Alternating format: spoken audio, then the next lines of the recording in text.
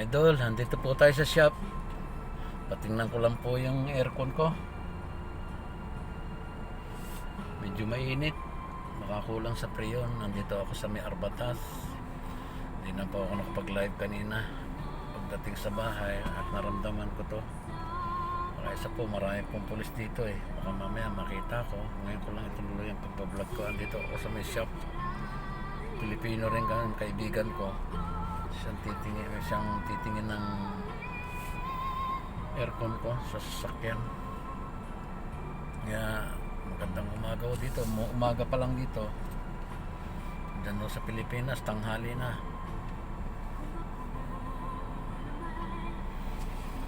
Kaya ganun po. Ayan po sa mga shop dito. Oh. Kita nyo.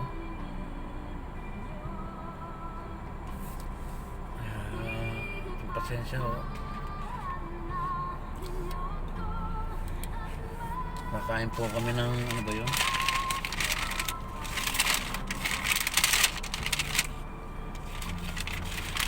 Ano ba yung kubos tinatawag nila. Ayan o, ayan ang kubos o. Ang sarap po niyan.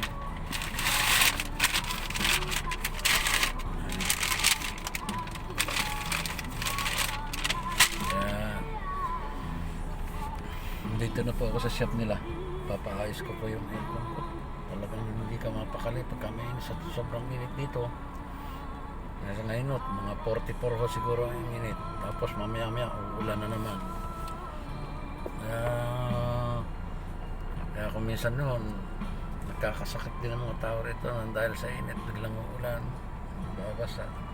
Alam mo naman dito, mga tao, hindi mga sabik sa ulan.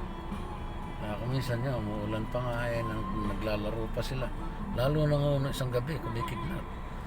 Ang mga bata rito, naka-cellphone pa. Pero tayo, alam natin ang nangyayari. Kaya kami po, nasa bahay lang. Pagka umuulan, kumikidnap, kumukulog. Kaya ito pa po, binili namin yung mga sauce na walang ano ba to? Yogurt na isasawsaw lang dito, yung tamis po ang tawag nila dyan. Kaya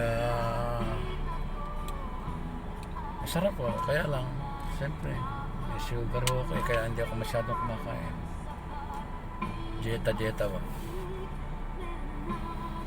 ganun po. Ganyan po sa mga Pilipinas. At ito po mga shop dito malinis. Yan, hilera na yan, dire-diretso. Puro shop yan, malinis po. Bumili lang ng tea ang kasama ko. Papagawa ko ako ng aircon kasi mainit. Kaya vlog po ako, ilang araw pa hindi ako makapag-vlog. Subscriber nyo po ako, si Lelet Bautista Vlog.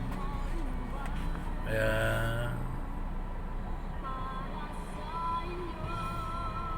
alam ko, pero mahirap, pero sinusubukan. Andito po ako sa Saudi. Tagal na po ako rito sa Saudi.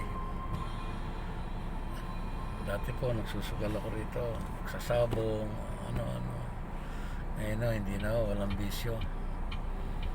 Bahay lang at saka nagde-decor ako sa hotel. Sarili ko naman. Kailangan makaipon para makauwi na, para pag uwi may negosyo. Mahirap po umuwi nang wala kang naipon. Yun ang sinasabi ko dito sa mga nagsusugal.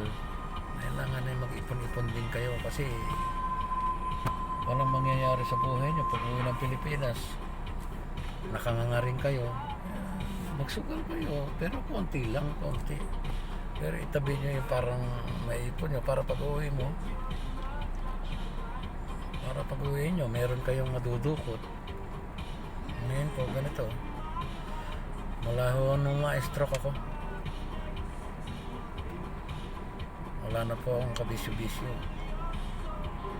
Sigarilyo, matagal ko nung wala. Sa akin no, ginagawa ko na lang, nag-exercise sa umaga. gabi, kung sinisipag, kahit masakit ang katawan ko, talagang tinitiis ko para pawisan lang araw-araw. Ayan na po ang kasama ko, may dalang tsay. Dito ko na lang ako mapuputol. Puputulin ko na ho yung pagbablog ko at kakain muna po kami. Salamat po.